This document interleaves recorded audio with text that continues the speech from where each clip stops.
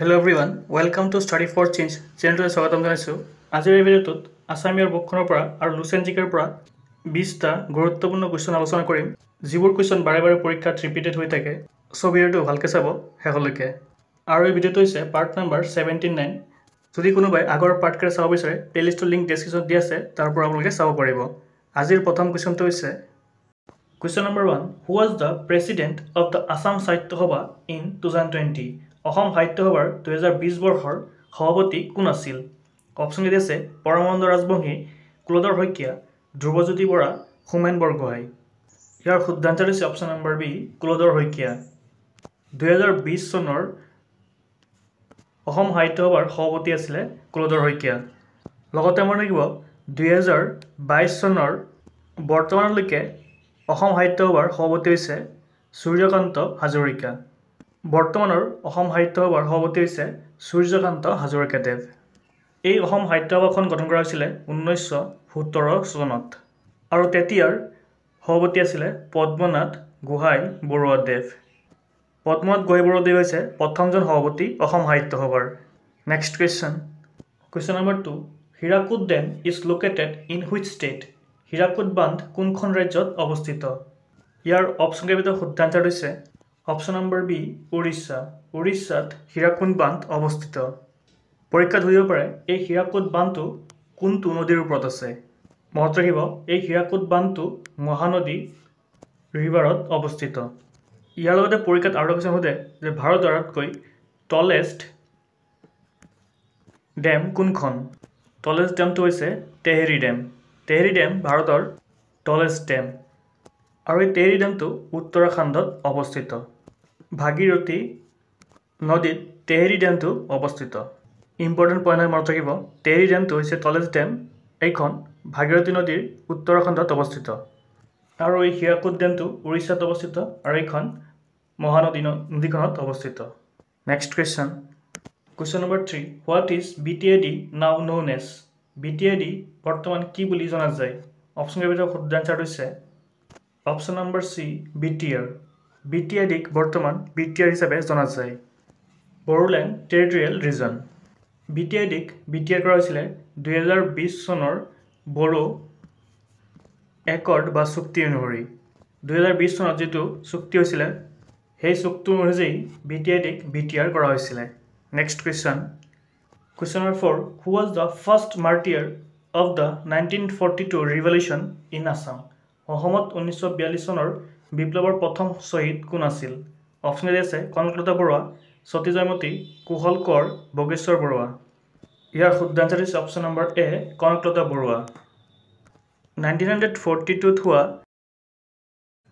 Quit India মুভমেণ্টৰ সময়ত 20 ছেপ্টেম্বৰত তেখেতৰ মৃত্যু হৈছিলে। পৰীক্ষাত আৰু কুৱেশ্যন সোধে মৃত্যু বাহিনী সংগঠনটো কোনে প্ৰতিষ্ঠা কৰিছিলে? চ' ইয়াৰ এনচাৰটো মনত ৰাখিব কনকলতা বৰুৱাদেৱ। কনকলতা বৰুৱাদেৱে মৃত্যু বাহিনী দলটো গঠন কৰিছিলে। কনকলতা বৰুৱাৰ মৃত্যু হৈছিলে গহপুৰ থানাত 20 ছেপ্টেম্বৰ 1942 চনত। এই পইণ্টকেইটাৰ বাহিৰে কনকলতা বৰুৱাৰ ওপৰত বেলেগ কুৱেশ্যন পৰীক্ষাত নাহিবই। চ' মই যিমান পাৰোঁ ৰিলেটেড ইম্পৰ্টেণ্ট পইণ্টকেইটা দি যাবলৈ চেষ্টা কৰোঁ। চ' আপোনালোকৰ ভিডিঅ'টো চাই যদি ভাল লাগিছে লগৰ ফ্ৰেণ্ডছক শ্বেয়াৰ কৰি দিব, তেওঁলোকেও ইয়াৰ পৰা উপকৃত হ'ব বুলি আশা কৰোঁ। বলক নেক্সট কুৱেশ্যনটো আৰম্ভ কৰোঁ। Question number 5.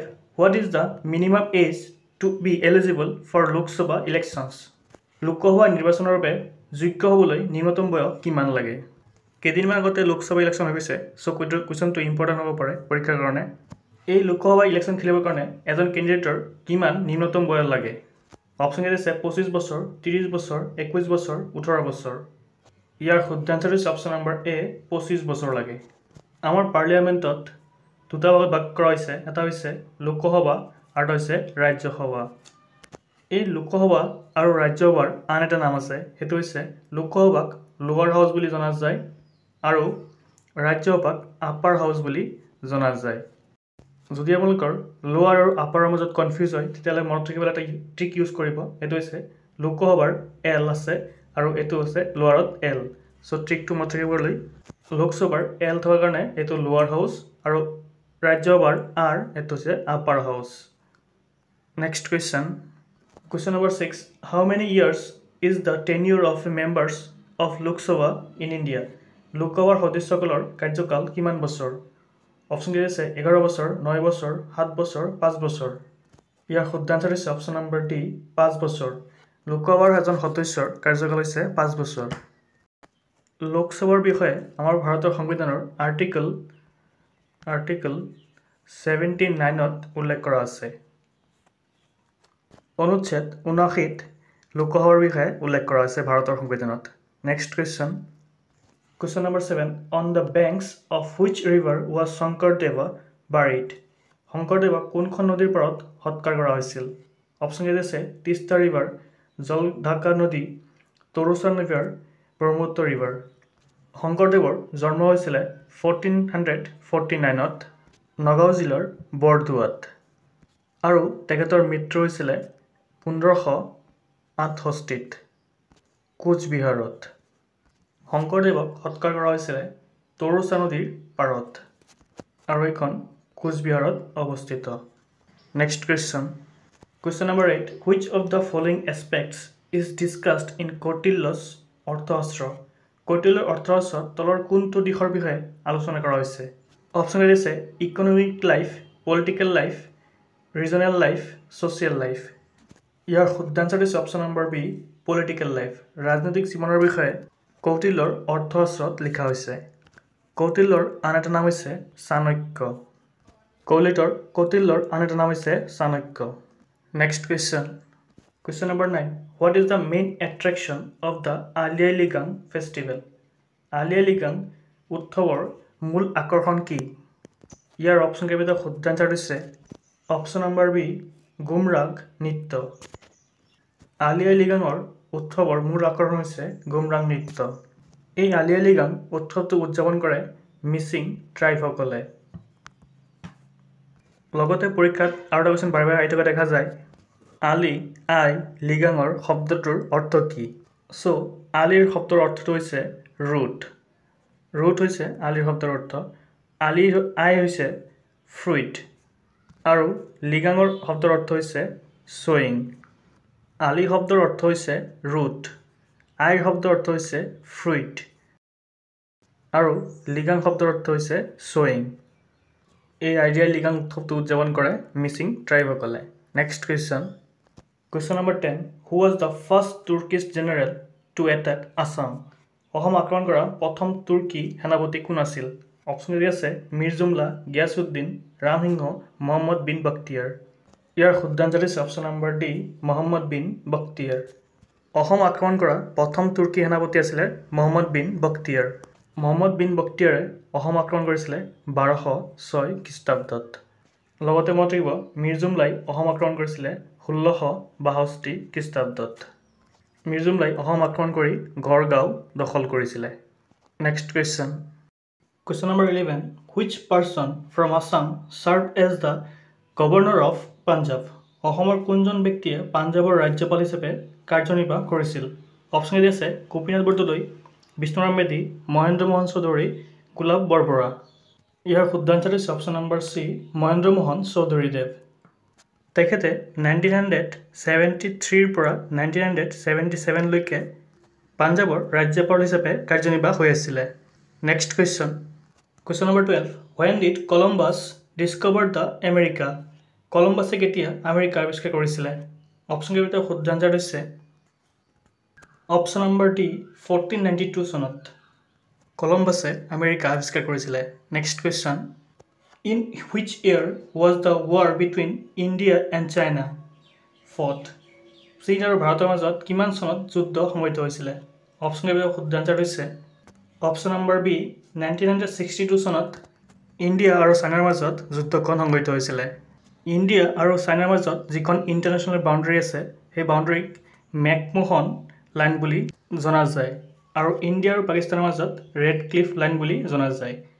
ইণ্ডিয়া আৰু চাইনাৰ মাজত হৈছে মেকমোহন লাইন আৰু ইণ্ডিয়া আৰু পাকিস্তানৰ মাজত হৈছে Radcliffe line. Next question. Where did the Aryans came from to India? আৰ্যসকল ভাৰতলৈ ক'ৰ পৰা আহিছিলে? অপশ্যন কেইটা আছে east Europe, central Asia, south east Asia, Europe. ইয়াৰ শুদ্ধ আনসাৰ হৈছে অপশ্যন নম্বৰ বি মধ্য এছিয়া বা চেণ্ট্ৰেল এছিয়াৰ পৰা আৰিয়ানসকল ভাৰতলৈ আহিছিলে। Next question.